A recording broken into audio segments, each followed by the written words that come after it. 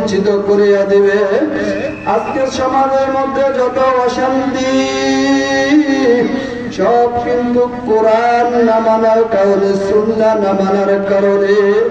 আজকে দেখবেন জেলায় জেলায় যত অশান্তি সব কোরআন না মানার কারণে। আজকে রাষ্ট্রের মধ্যে দেখবেন যত অশান্তি সব হলো আল্লাহর হাবিবের সুন্নাহ কোরআনকে প্রতিষ্ঠিত না করার কারণে। আমার ভাইরা খেয়াল করিয়া দেখবেন, এই দেশ স্বাধীন হলো ৫৬টা বছর হয়ে গেল। আহারে যে যখন ক্ষমতায় আসছে সে তার মতন করে সংবিধান পাল্টাইয়া তার মতো করছে।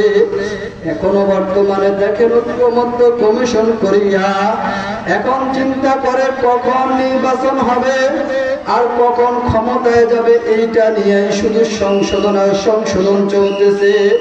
কিন্তু এই জমিনের মধ্যে আল্লাহর হাবিবের কোরআনকে, আল্লাহর হাবিবকে নিয়ে গালিগালাজ করে, কোরআনকে অবমাননা করে। আর ৯০ থেকে ৯২% মুসলমানের দেশে সংবিধানের মধ্যে এমন একটা আইন আজ পর্যন্ত পাশ হইল না যে আল্লাহর হাবিবের ব্যাপারে কথা বললে, কোরআনকে অবমাননা করলে, কোরআনের বিরুদ্ধে কথা বললে তার বিরুদ্ধে সর্বোচ্চ শাস্তির আইন পাশ করব, এমন কোন মুসলমান এমনটা করব না। আফসোস আফসোস আফসোস। আমার ভাইরা, এই জন্য